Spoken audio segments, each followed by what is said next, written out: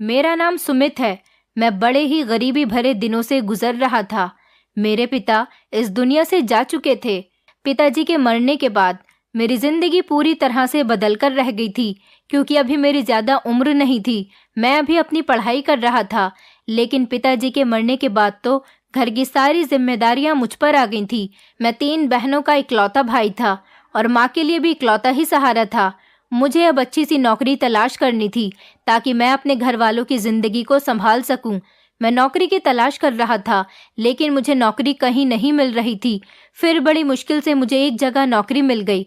मैं पढ़ा लिखा था, लेकिन बेरोजगार था। अब नौकरी मिलने की वजह से मुझे अपनी किस्मत जागती हुई नजर आ रही थी। मुझे नहीं पता था कि यहाँ पर नौकरी करने से मेरा भाग्य इस तरह से बदल जाएगा। भगवान ने मेरी पूरी जिंदगी बदल दी। मुझे अपनी जिंदगी अब अच्छी लगने लगी थी। मुझे नौकरी के साथ साथ एक लड़की भी मिल गई थी, जिसके साथ मेरी शादी हो गई थी, और जिससे शादी करने के बाद मेरी जिंदगी में दौलत ही दौलत थी, क्योंकि मेरी पत्नी अंधी थी। मैं रोज अपने दोस्त को अपनी पत्नी के पास भेज दिया करता था। वो मेरी जगह पर सो जाता था और मैं खुद सारी रात बाहर गुजारता था। एक दिन मैं रात को वापस अपने घर आया तो मैंने देखा कि मेरी पत्नी और मेरा दोस्त दोनों ही पंखे के साथ लटके हुए हैं। मेरा बहुत बड़ा बंगला था और इस बंगले में हर जगह पर सीसीटीवी कैमरे लगे हुए थे। इस बात की सच्चाई जानने के लिए मैंने सीसीटीवी फुटेज चेक की थी, तो जो सच्चाई मेरे सामने आई उसे देखकर तो मेरे पैरों तले से जमीन निकल गई थी। सारी रात कोठे पर गुजार कर मैं लड़खड़ाते हुए कदमों से अपने बंगले में दाखिल हुआ था। मैंने घर के अंदर दाखिल होकर चारों तरफ नजर दौड़ाकर देखा था। मैं खुद को इस दुनिया का सबसे भाग्यशाली इंसान समझता था।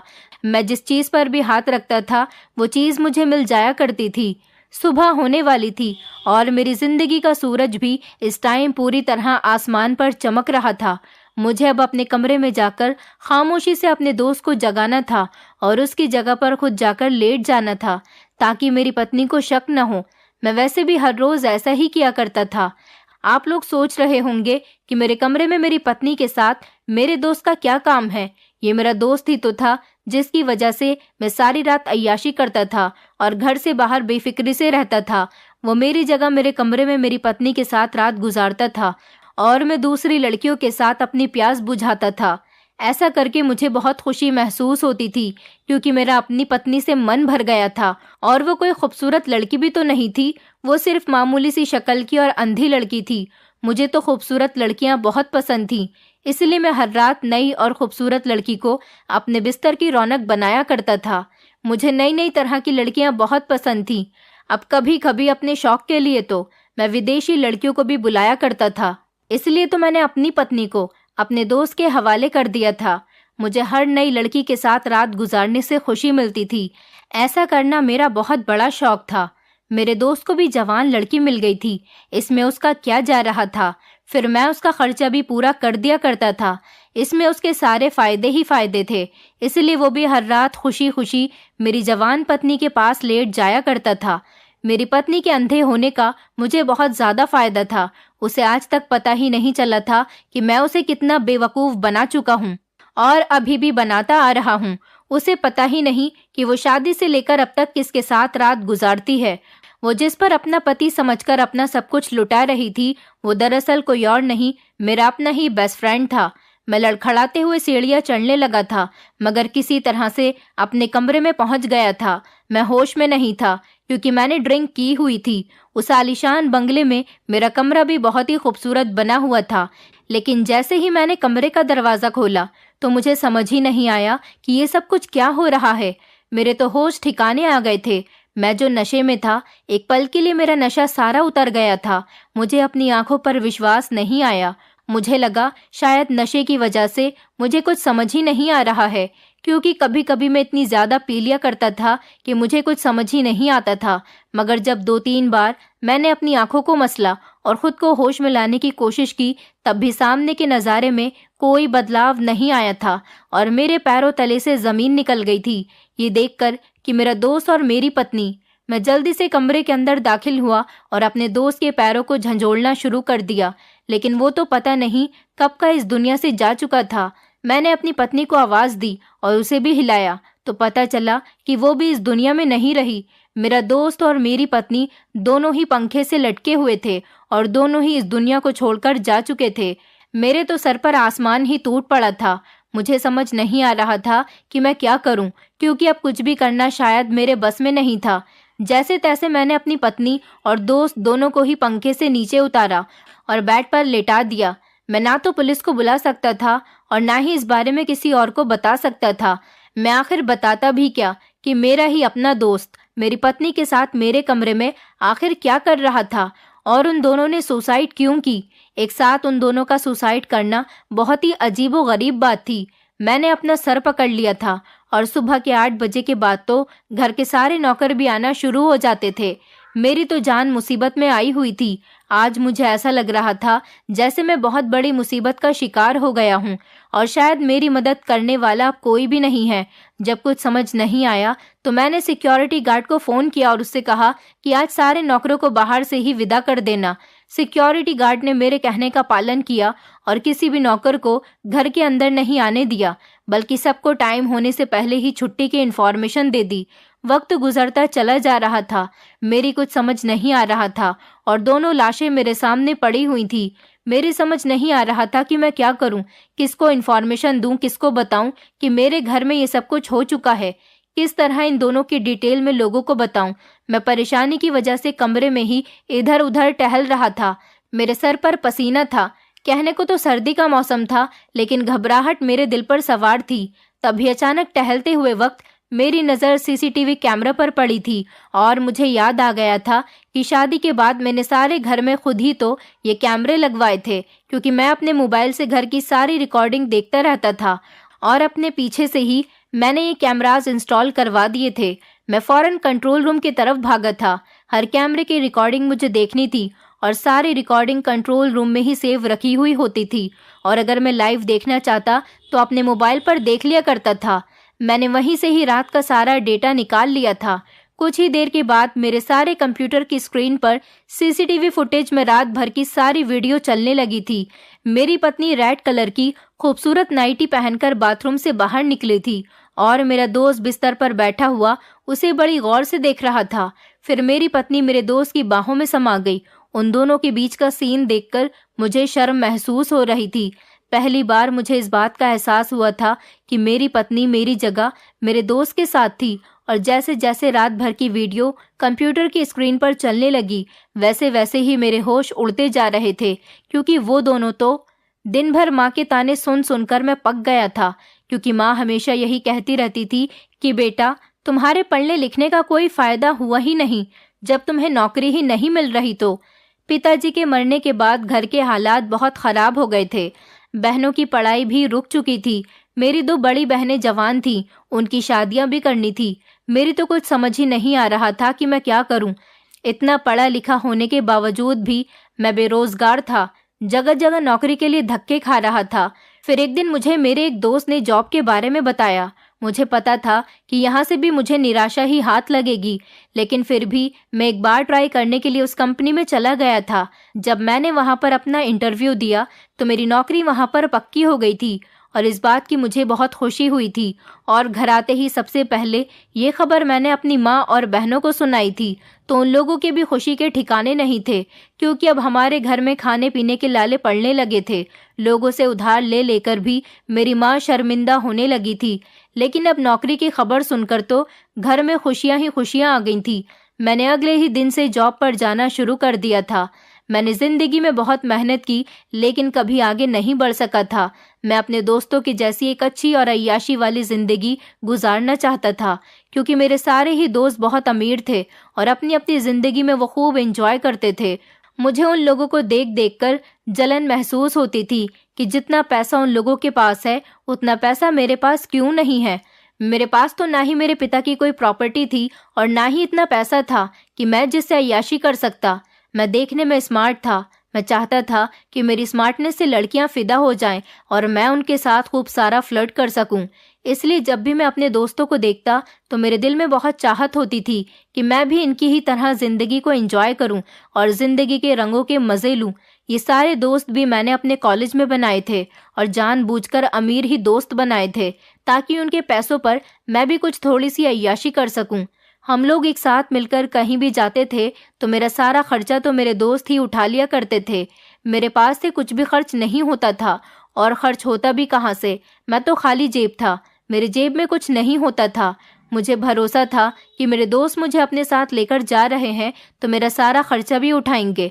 मैं हर काम बहुत शातिर तरीके से करता था और मैं अपने मकसद में कामयाब भी हो जाता था। कॉलेज खत्म हुआ तो मुझे कहीं नौकरी नहीं मिल रही थी। फिर मेरे एक दोस्त ने ही मुझे अपने जानने वालों के ऑफिस में जॉब दिलवाई थी। ये कंपनी बहुत बड़ी थी। मैंने जॉब पर जाना शुरू कर दिया और वहां पर दिल लगाकर मेहनत की ताकि मैं अपने बॉस को इम्प्रेस कर सकूं। लेकिन जो भी सैलरी मुझे मिलती थी वो घर के ही खर्च और बहनों की शादियों की जमा पूंजी पर लग जाती, और मेरे पास फिर भी इतने पैसे नहीं होते थे कि मैं अपने ऊपर और अपनी ख्वाहिशों के ऊपर कुछ ध्यान दे सकता। मैं अपनी जिंदगी से बोर होना शुरू हो गया था। हर रोज एक जैसा ही रूटीन रहता था। अब तो जब से मेरी जॉब लगी थी, मेरे दोस्तों के साथ घूमने जाना भी बंद हो गया था, क्योंकि मैं अपनी जॉब छोड़कर तो कहीं भी नहीं जा सकता था। बड़ी मुश्किल से मुझे जॉब हाथ लगी थी। अब मैं इसको तो अपने हाथ से नहीं जाने दे सकता था, वरना मेरे घर में फिर से रोज का नया हंगामा शुरू हो जाना था, जो मेरी माँ मुझ पर किया करती थी। सुबह से लेकर शाम तक ऑफिस के काम में बिजी रहना और फिर वापस घर आकर घर की जिम्मेदारियों में बिजी हो जाना। कभी मार्केट से माँ को खाने बनाने का सामान लाकर देना, तो कभी बहन के रिश्ते के लिए मेहमानों की आवभगत करना। फिर अचानक से मेरी बोर लाइफ में एक ताज़ा हवा का झोंका आया था, जिसका नाम कविता था। वो मेरे बॉस की इकलौती बेटी थी, जो कि अंधी थी। बॉस की पत्नी की अचानक मौत हो जाने की वजह से वो अपने साथ कविता को भी ऑफिस लाने लगे थे, ताकि उसका ऑफिस आने के बाद दिल बहल जाया करे। उसकी फैमिली में और कोई भी नहीं था, इसलिए वो अकेली घर में रहती थी। इसी बात की टेंशन दूर करने के लिए बॉस उसे ऑफिस लाने लगे थे। मैं बॉस के खास वर्कर्स में शामिल हो गया था, इसलिए कविता को उन्होंने मेरे हवाले कर दिया था। उनका कहना था कि तुम कविता को अपने साथ रखकर कंपनी का विजिट किया करो और उसे कंपनी के बारे में सारी बात अच्छी तरह से समझा दो। मेरे बॉस चाहते थे कि उनकी बेटी उनके बिजनेस को समझना शुरू कर दे, और इसीलिए उन्होंने उसकी जिम्मेदारी मुझे दे दी थी।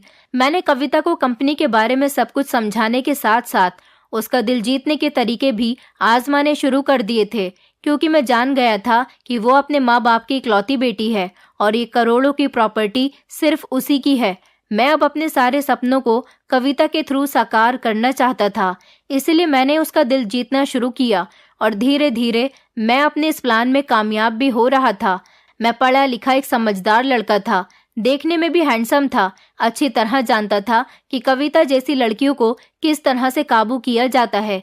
मैंने उसकी कमजोरी का अच्छे तरीके से फायदा उठाया था और फिर उसकी कमजोरी की बिना पर उसका सहारा बन गया। कविता अपना दिल मुझ पर हार बैठी थी और वो खुद भी मुझसे शादी करना चाहती थी, लेकिन इससे पहले ये बात मेरे बॉस को पता चलती, एक दिन वो अचानक ही इस दुनिया से चले गए और मेरे लिए कविता से शादी करने का रास्ता आसान हो गया था। वो बिजनेस के सिलसिले में बैंकॉक गए हुए थे और फिर वहीं पर अचानक हार्ट अटैक आने की वजह से उनकी मौत हो गई और यहाँ पर उनकी मौत की खबर आ गई थी। उनका अंतिम संस्कार भी वहीं उनके दोस्तों ने ही कर दिया था। अपने पिता की मौत के बाद कविता बिल्कुल अकेली हो गई थी और अगर वो किसी पर भरोसा करती थी तो वो सिर्फ मैं था। इसलिए उसने बहुत जल्दी मेरे साथ शादी करने का फैसला कर लिया ताकि मैं उसके बिजनेस को भी संभाल सकूं और उसको भी। मुझे और क्या चाहिए था, मैंने फौरन ही शादी के लिए हाँ कर दी और फिर धीरे धीरे कविता ने अपने हर रिश्तेदार के खिलाफ जाकर मुझसे शादी कर ली। कोई नहीं चाहता था कि कविता की शादी मेरे साथ हो, क्योंकि हम दोनों ही एक दूसरे से बहुत अलग थे। मैं गरीब था, मेरा फैमिली बैकग्राउंड भी ज्यादा अच्छा नहीं था। मैं था तो कविता के डैड की कंपनी में काम करने वाला एक वर्कर ही। कविता भले ही अंधी थी, लेकिन उसके पास इतनी प्रॉपर्टी थी कि उसकी शादी आसानी से किसी भी अमीर परिवार में हो सकती थी। लेकिन कविता ने किसी की नहीं सुनी और उसने मेरे साथ अपनी नई जिंदगी की शुरुआत कर दी। नॉर्मल शादियों की तरह कविता विदा होकर मेरे घर नहीं आई थी, बल्कि मैं उससे शादी के बाद कविता के घर परमानेंट ही शिफ्ट हो गया था। मैं उसके आलीशान बंगले पर पहुंच गया था।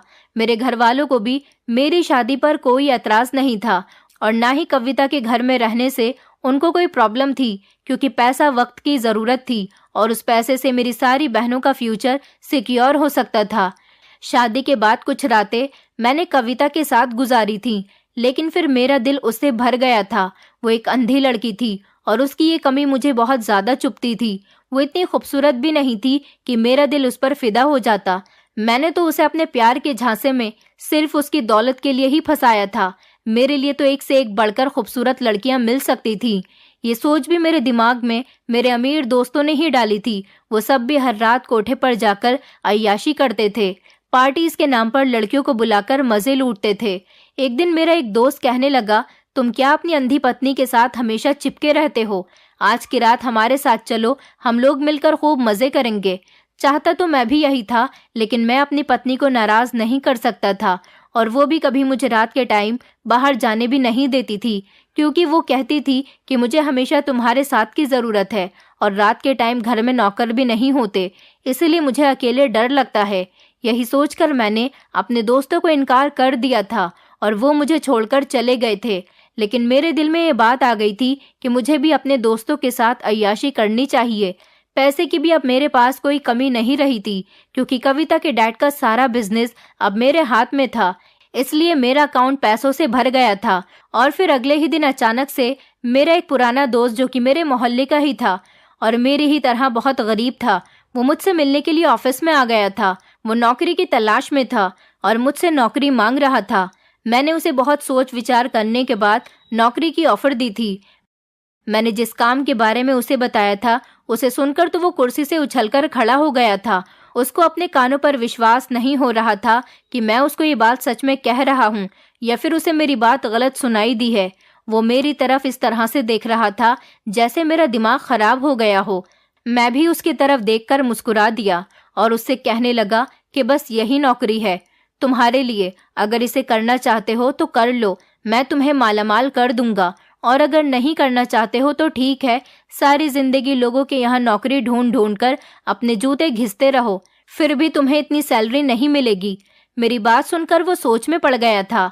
फिर कहने लगा कि ठीक है, मुझे ये नौकरी मंजूर है। मैंने उसे रात के टाइम पर अपने बंगले में बुलवा लिया था। वो खूब अच्छी तरह से तैयार होकर मेरे बंगले पर चला आया था। वो देखने में बिल्कुल मेरे जैसा ही स्मार्ट था। मैंने उसे अपने कपड़े पहनने के लिए दे दिए थे और अपना परफ्यूम भी दिया, और फिर जब वो मेरे कपड़े पहनकर मेरी खुशबू लगाकर आया तो मैंने उससे कह दिया था कि बस अब तुम्हें सुमित बनकर कविता के साथ रात गुजारनी है। मैंने उसे एडवांस में ही उसे थोड़े सारे पैसे भी दे दिए थे ताकि वो खुश हो जाए। मैंने अपने दोस्त से कहा, कविता को तो इस बारे में कुछ पता ही नहीं चलना चाहिए कि तुम सुमित नहीं हो, तुम्हारी नौकरी यही है। मेरा दोस्त मेरी बात सुनकर कुछ घबरा गया था और कहने लगा कि मैं तुम्हारी पत्नी के साथ कैसे रिश्ता कायम कर सकता हूँ। मैंने हंसकर कहा कि जब मुझे कोई ऐतराज नहीं है तो फिर तुम्हें भी कोई प्रॉब्लम नहीं होनी चाहिए, और ये तुम्हारी नौकरी है, इसे नौकरी समझकर ही करो, और सुबह 8 बजे तक ही वापस चले जाना। मैं तुम्हें हर महीने अच्छे खासे पैसे दिया करूँगा, जिससे तुम्हारी जिंदगी बदल जाएगी, और वक्त से पहले ही तुम्हें सैलरी दे दिया करूँगा। मैं उसे अपने कमरे के दरवाजे पर छोड़कर खुद गाड़ी की चाबी उठाकर घर से बाहर निकल आया था। वो सारी रात मैंने अपने दोस्तों के साथ एक कोठे में अय्याशी करके गुजारी थी। कई लड़कियों का नाच गाना देखा था और एक खूबसूरत हसीन लड़की के साथ रात भी गुजारी थी। मुझे ऐसा लग रहा था जैसे मुझसे ज्यादा लकी तो कोई भी इस दुनिया में नहीं हो सकता, जिसके हाथ बैठे बिठाए इतना बड़ा जैकपॉट लग गया था। मुझे अपनी किस्मत पर भरोसा ही नहीं था कि इस तरह से भी मेरी किस्मत एक हवा के झोंके में ही पलट सकती है। जो इंसान कुछ दिनों पहले गरीब और फटे पुराने कपड़ों में घूमता था और जगह जगह नौकरी की तलाश करता था, आज वही इंसान एक आलीशान बंगले का मालिक था और उसके पास पैसे की कोई कमी नहीं थी। यह और कोई नहीं बल्कि मैं था। मेरी जिंदगी बहुत अच्छी गुजर रही थी। मुझे अपनी जिंदगी से अब कोई शिकायत नहीं रही थी। मैं अपनी माँ को भी घर पर ढेर सारे पैसे भेजा करता था, जिससे मेरी माँ भी खुश रहती थी, और बहनों के लिए भी हर हफ्ते बहुत सारे गिफ्ट्स उनके ससुराल भिजवा दिया करता था। मेरे लिए तो अब कुछ भी करना नामुमकिन नहीं रहा था। मैं चुटकियों में कुछ भी कर सकता था। सुबह जब मैं थक हार कर वापस अपने बंगले पर पहुंचा तो मेरा दोस्त सोया पड़ा था और उसके साथ ही बिस्तर पर कविता भी सो रही थी। मैंने खामोशी से अपने दोस्त को उठाकर बाहर निकाल दिया और खुद उसकी जगह पर सो गया था। कविता को बिल्कुल भी पता नहीं चल सका था कि उसके साथ रात भर कौन था। वो तो मुझे ही समझ रही थी। अगली सुबह जब मैं 11 बजे सोकर उठा तो कविता मुझसे पहले ही सोकर उठ चुकी थी और बिल्कुल नॉर्मल तरीके से बातचीत कर रही थी। उसे इस तरह से देखकर मेरे दिल को सुकून हो गया था कि मेरी चोरी पकड़ी नहीं गई। उसके बाद क्या था, फिर तो मुझे मज़े लग गए। मैं हर रात यही करने लगा। मेरा दोस्त किसी नौकर की तरह मेरे घर आता, मेरे कपड़े पहनकर मेरी जगह लेता और मैं अपने दोस्तों के साथ नई नई लड़कियों के मज़े लूटता। मैंने अपनी बहनों की शादी भी जल्दी ही अच्छे घरों में करवा दी थी, जहाँ पर मेरी बहनें बहुत खुशी खुशी रह रही थी। मेरे घर वाले भी बहुत खुश थे। सब कुछ बिल्कुल ठीक ठाक चल रहा था, जबकि कविता के साथ तो मैं बहुत कम टाइम स्पेंड कर पा रहा था और मेरी उससे ज़्यादा बातचीत भी नहीं हो रही थी, क्योंकि मैं रात को ही ऑफिस से घर लौटता था और कुछ देर के बाद ही तैयार होकर वापस घर से निकल जाता था। सुबह को भी देर से उठने लगा था और फिर उठकर मुझे ऑफिस भी जाना होता था। कविता कभी कभी मुझसे शिकायत भी करती थी कि आप पहले की तरह से मुझसे बातचीत नहीं करते, आप बहुत बदल गए हो। उसकी बात सुनकर मैंने उसे यही समझाया कि मुझ पर अब बहुत जिम्मेदारी आ गई है। अब पूरी कंपनी की जिम्मेदारी मैं अकेला ही उठाता हूँ, बस इसीलिए बहुत बिजी रहता हूँ। मेरे समझाने पर वो खामोश हो गई और कभी कभी कहती कि मुझे भी अपने साथ ऑफिस लेकर चला करो, लेकिन मैंने उसे पूरी तरह से घर में कैद कर दिया था। मैं उसे साफ मना कर दिया करता था और कहता था कि तुम बस घर में आराम किया करो, ऑफिस के कामकाज देखने के लिए मैं खुद मौजूद हूँ ना, तुम बस मेरे लिए हमेशा तैयार रहा करो, खुश रहा करो और हमेशा अपना ख्याल रखा करो। मैं कुछ स्टाइल से अपनी मोहब्बत का इजहार उससे करता था कि वो मुस्कुरा जाती थी और दोबारा ऑफिस जाने के लिए नहीं कहती। मैं उसे ऑफिस के हर मामले से दूर रखकर सब कुछ धीरे धीरे अपने कब्जे में करना चाहता था। कविता एक सीधी साधी और शरीफ लड़की थी। उसे बेवकूफ़ बनाना मेरे लिए क्या, किसी के लिए भी बहुत आसान बात थी, क्योंकि उसे दुनिया की बिल्कुल समझ ही नहीं थी और उसकी यही सादगी और उसकी बेवकूफ़ी मेरे लिए बहुत काम आ रही थी। मैं बहुत जल्द सब कुछ हासिल करने के बाद कविता को दूध में से मक्खी की तरह निकाल कर फेंकने वाला था। वैसे भी अब वो मेरे दोस्त के इस्तेमाल में थी और अब मैं उसे अपनी पत्नी के तौर पर इस घर में नहीं रख सकता था। बस जब तक मेरा मतलब पूरा नहीं हो जाता, मुझे उसे इस घर में रखना था और उसे झेलना था, और यही मैं कर रहा था। ऐसे ही हमारी शादी को धीरे धीरे 2 महीने गुजर गए थे। इतना समय बीत चुका था, ना तो कविता मेरी चोरी पकड़ सकी और ना ही उसे अभी तक मुझ पर शक हुआ था। फिर पूरे 2 महीने के बाद जब एक सुबह मैं नशे में धुत अपने बंगले में पहुंचा, तो ये देखकर मेरे पैरों तले से जमीन निकल गई कि मेरी पत्नी और मेरा दोस्त दोनों ही पंखे से लटककर अपनी जान खो चुके हैं। लेकिन ये सब कैसे हुआ था, मुझे बिल्कुल भी अंदाजा नहीं था। फिर जब मैंने सीसीटीवी फुटेज देखी तो मेरे होश उड़कर रह गए थे। कंप्यूटर की स्क्रीन पर सारी रात का नज़ारा चल रहा था। मेरी पत्नी अच्छे से तैयार होकर बिस्तर पर आई थी। उसने बहुत ही खूबसूरत सी रेड कलर की नाइटी पहन रखी थी और खुद को मेरे दोस्त के हवाले कर दिया था। मेरा दोस्त उसके साथ रोमांटिक लम्हे गुजार रहा था। वो दोनों एक दूसरे का साथ पाकर बहुत बिजी नजर आ रहे थे। मेरी पत्नी पूरी तरह अपनी मोहब्बत मेरे दोस्त पर लुटा रही थी और फिर कुछ देर के बाद उठकर मेरा दोस्त वॉशरूम गया और मेरी पत्नी ने साइड टेबल पर रखे हुए दूध के गिलास में गोली डाल दी। और ये नज़ारा देखकर मैं चौंक गया कि मेरी पत्नी ने आखिर दूध के गिलास में किस चीज़ की गोली डाली है। और फिर जब मेरा दोस्त बाथरूम से बाहर लौट कर आया तो मेरी पत्नी ने उसे दूध का गिलास पिला दिया। दूध पीने के कुछ देर बाद ही मेरा दोस्त बिस्तर पर लेटकर गहरी नींद में सो गया था। ऐसा लग रहा था जैसे मेरी पत्नी उसके सोने का ही इंतजार कर रही थी। उसके सोने के फौरन बाद ही मेरी पत्नी ने एक नौकर को फोन करके बुलवाया और उसकी मदद से उसने मेरे दोस्त को पंखे से लटका दिया। मेरी पत्नी ने उस नौकर को ढेर सारे पैसे दिए और ना जाने उससे क्या बात कही थी कि वो उसकी बात पर सर झुकाते हुए वापस चला गया था। उस नौकर के जाने के बाद मेरी पत्नी ने अपना मोबाइल उठाया और ना जाने उस पर क्या बोलती रही और काफ़ी देर इसी तरह बोलने के बाद उसने अपने मोबाइल को साइड टेबल पर रख दिया। शायद उसमें उसने अपनी वॉइस रिकॉर्ड की थी और उसके बाद मेरी पत्नी खुद ही पंखे से लटक गई और उसने अपनी जान ले ली। ये सब देखकर तो मेरे होश उड़ गए थे कि मेरे दोस्त को मारने के बाद मेरी पत्नी ने खुद भी सुसाइड कर ली थी। आखिर उसने ये सब कुछ क्यों किया था और आखिर ऐसा करने की क्या वजह थी जो उसने इतना बड़ा कदम उठा लिया था। ये जानने के बाद मुझे उसका मोबाइल चेक करना ही था, क्योंकि मरने से पहले उसने अपने मोबाइल में ही कोई बात रिकॉर्ड की थी।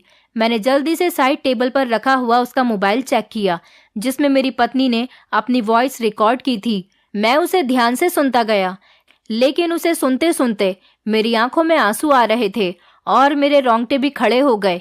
मेरी पत्नी कविता ने अपनी आवाज में कहा था कि सुमित, मैं अच्छी तरह से जानती हूँ कि तुम कमरे में लगे हुए कैमरों की सीसीटीवी फुटेज जरूर देखोगे, और इसीलिए मैं अपनी ये वॉइस रिकॉर्ड कर रही हूँ ताकि सीसीटीवी फुटेज देखने के बाद तुम्हें साइड टेबल पर रखा हुआ मेरा मोबाइल मिले और तुम मेरी आवाज को सुन सको और मेरी पूरी बात को अच्छी तरह से समझ सको और जान सको कि आखिर मैंने ये सब कुछ क्यों किया। अगर तुम्हें लगता है कि मैं तुम्हारी इन हरकतों के बारे में नहीं जानती थी तो ये तुम्हारी बहुत बड़ी गलतफहमी है। अगर भगवान ने मेरे अंदर एक कमी डाली थी तो मुझ में ढेर सारी क्वालिटीज भी डाली थी जिससे मैं किसी भी इंसान को बिना देखे ही पहचान का हुनर रखती थी। अगर मुझसे कहीं गलती हुई होगी तो वो तुम्हारी धोखेबाजी को समझने में हुई होगी। मैं दरअसल जिसे तुम्हारी मोहब्बत समझ बैठी थी वो तो तुम्हारा धोखा था जिसको मैं समझ नहीं पा रही थी। लेकिन शादी के मुझे कुछ दिनों बाद ही पता चल गया था जब तुमने पहली बार अपने दोस्त को अपनी जगह कमरे में भेज दिया था। तुम्हारे दोस्त ने तुम्हारे कपड़े पहने थे, तुम्हारा परफ्यूम लगाया था, लेकिन जो नेचुरली खुशबू तुम्हारे शरीर से आती थी वो तुम्हारे दोस्त के शरीर से नहीं आ रही थी। और मैं पहली रात ही जान गई थी कि मेरे साथ कमरे में तुम नहीं हो बल्कि कोई और है। मैंने पहली रात ही तुम्हारे दोस्त को बेहोशी की दवाई दे दी थी और इस तरह से मेरा और उसका कोई रिश्ता नहीं बन सका था। और फिर मैं हर रात ऐसा ही करने लगी सिर्फ इसलिए कि एक न एक दिन तुम्हें मेरी मोहब्बत की कदर जरूर होगी। मुझे कमरों में लगे हुए कैमरों के बारे में भी अच्छी तरह से पता था क्योंकि मेरे घर के नौकर मुझे इस बारे में सब कुछ बता चुके थे। तुम नहीं जानते कि ये घर तुमसे पहले मेरा है। मैं इस घर के कोने कोने को जानती हूँ। मैं भले से ही अंधी जरूर हूँ पर मैंने अपना बचपन इस बंगले में गुजारा है। मैं यहाँ की हर चीज को छूकर महसूस कर सकती हूँ और महसूस करके ये पता लगा सकती हूँ कि कौन सी चीज किस तरह की है और क्या है। मैं अपनी प्रॉपर्टी, अपना बिजनेस, अपना सब कुछ अपनी मर्जी से तुम्हारे हवाले कर चुकी थी। मैं तुम्हारे सुधरने का इंतजार कर रही थी, लेकिन हर गुजरते दिन के साथ तुम्हारी तरफ से मेरी उम्मीद खत्म होने लगी थी। तुम्हारा दोस्त जब तुम्हारी जगह कमरे में आता तो उसकी चुपती हुई नजरें मुझे अपने शरीर पर बहुत बुरी महसूस होती थी। कई बार नींद की बेहोशी में जाने से पहले उसने मेरे साथ गलत हरकत करने की कोशिश भी की, लेकिन मैं बहाने बहाने से खुद को उससे दूर रखती और इस बात में कई बार कामयाब भी रही थी। लेकिन मेरा दिल तो तुम्हारी तरफ से टूट गया था। तुमने मेरे साथ बहुत गलत किया। तुम्हें मेरी मोहब्बत का कभी एहसास ही नहीं हुआ कि मैं तुमसे कितना प्यार करती हूँ। मुझे लगता था कि तुम मुझे छोड़कर अपने दोस्तों के साथ पार्टीज करते हो, लेकिन फिर मुझे मेरे वफादार नौकरों से पता चला कि तुम कोठे वालियों के चक्कर में पड़ गए हो। फिर मुझे मेरे वकील ने बताया कि तुम धीरे धीरे मेरी प्रॉपर्टी, मेरे डैड का सारा बिजनेस और मेरी सारी दौलत भी अपने नाम करना चाहते हो।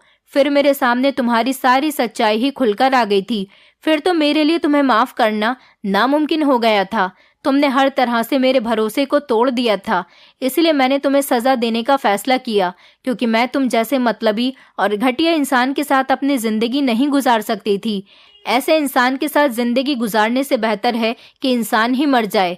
मैंने आज की रात जानबूझकर तुम्हारे दोस्त के साथ रिलेशन बनाया, क्योंकि मैं जानती थी कि तुम ये फुटेज जरूर देखोगे और मुझे तुम्हारे दोस्त के साथ बदला भी तो लेना था, जो मेरे अंधेपन का फायदा उठाना चाहता था।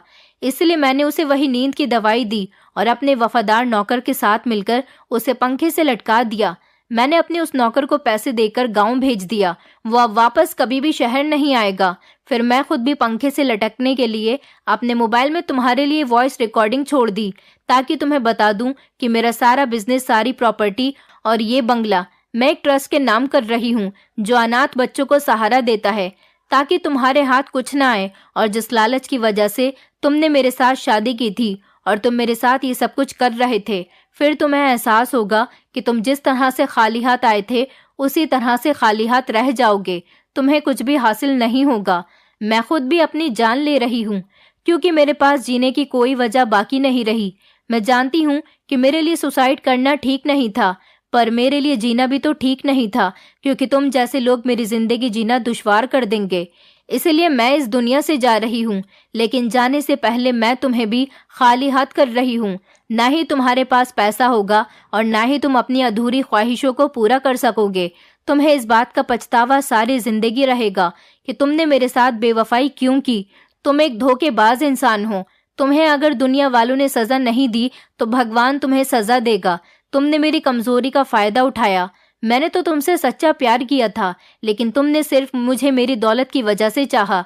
आखिर तुमने मेरे साथ ये सब कुछ अगर किया था तो क्या तुम्हें मेरी मोहब्बत कभी दिखाई नहीं दी? जाते जाते मैं ये सवाल भी छोड़कर जा रही हूँ कि अब तुम दुनिया वालों को क्या बताओगे कि किस तरह से मैं और तुम्हारा दोस्त रात को एक ही कमरे में थे और कैसे हम दोनों की जान गई। तुम इन सवालों के जवाब ढूंढते रह जाओगे, लेकिन पुलिस को कुछ भी नहीं बता सकोगे। मरकर मुझे तो सुकून मिल गया, लेकिन जीते जी तुम्हें कभी सुकून नहीं मिल सकेगा। अगर तुम ये फुटेज पुलिस को दिखाओगे तो पुलिस ये वॉइस रिकॉर्डिंग तुमसे मांगेगी, और इस वॉइस रिकॉर्डिंग में मैंने जो कुछ भी कहा है उस सब से तुम ही मुजरिम ठहराए जाओगे। मैं इस तरह इस दुनिया से जा रही हूँ कि तुम्हारे फरार होने का भी कोई रास्ता नहीं है। अब तुम्हें कोई नहीं बचा सकता। तुम्हें बचाने वाला खुद भी फंस जाएगा, और अब वैसे भी तुम तो पूरी तरह से बर्बाद हो चुके हो। तुम्हारे पास तो ना पैसा है और ना ही तुम्हारी तरफ से कोई बोलने वाला ऐसा इंसान है जो ये साबित कर सके कि तुम मुजरिम नहीं हो। तुम सारी जिंदगी अब कविता को याद रखोगे और कभी किसी को धोखा नहीं दोगे। मैंने तुम्हें इस काबिल ही नहीं छोड़ा कि तुम किसी को अब पसंद भी करो।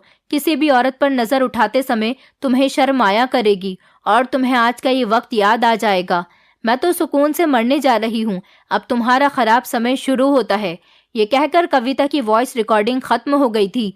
उसकी कही हुई हर बात सच थी। मुझे कुछ भी समझ नहीं आ रहा था कि क्या सच में मैं इनका कातिल हूँ, और मैं इन दोनों की मौत के बारे में इस दुनिया को क्या बताऊंगा।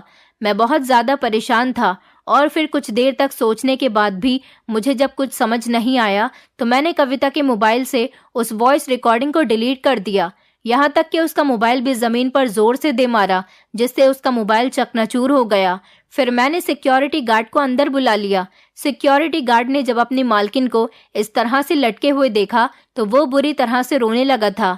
फिर हम दोनों ने मिलकर उन दोनों की लाशों को नीचे उतारा, और सिक्योरिटी गार्ड ने ही पुलिस को भी फोन कर दिया था। कुछ ही देर बाद पुलिस भी इन्वेस्टिगेशन करने के लिए आ गई थी, और एक के बाद एक भेद खुलने शुरू हो गए थे। वो दिन मेरी जिंदगी का सबसे खतरनाक दिन था। मैं बुरी तरह से फंस चुका था। मेरे पास सच्चाई से बचने के लिए कोई सबूत नहीं था। 2 दिन की कार्यवाही के बाद पुलिस इस नतीजे पर पहुंची थी कि ये सब कुछ मेरी वजह से हुआ है। अब मैं जेल की सलाखों के पीछे बैठा हुआ हूँ। मेरी अय्याशियों की ख्वाहिश की वजह से मैं कहीं का नहीं रहा था। मेरी माँ और बहनों ने भी मेरे साथ सारे संबंध खत्म कर दिए। मेरा अब इस दुनिया में अपना कोई नहीं रहा। मैंने अपनी इतनी मोहब्बत करने वाली पत्नी को भी खो दिया था, और दोस्त को भी। मेरी माँ बिल्कुल अकेली रह गई थी, और अब वो पाई पाई की मोहताज हो गई, क्योंकि उनका तो इकलौता मैं ही सहारा था जो उसे पैसे भेजा करता था। लेकिन अब तो मैं जेल में हूँ। अब उनका बहुत बुरा हाल है। मेरा दोस्त भी अपनी जिंदगी की बाजी हार गया था। हमने गलत रास्ते पर कदम रखा था, इसीलिए अंजाम तो हमें भुगतना ही था। मेरी पत्नी ने भले ही सुसाइड की थी, लेकिन जाते जाते वो मुझे मुजरिम बनाकर चली गई थी। मेरे वो सारे दोस्त जो मुझे गलत रास्ते पर लेकर आए थे, वो भी अब मेरा साथ छोड़ गए थे। मेरा मुकदमा अदालत में चल रहा है। मैं नहीं जानता कि मेरे पापों की मुझे क्या सजा मिलेगी। और तो और सारी जिंदगी के लिए मेरा सर शर्म से झुक गया।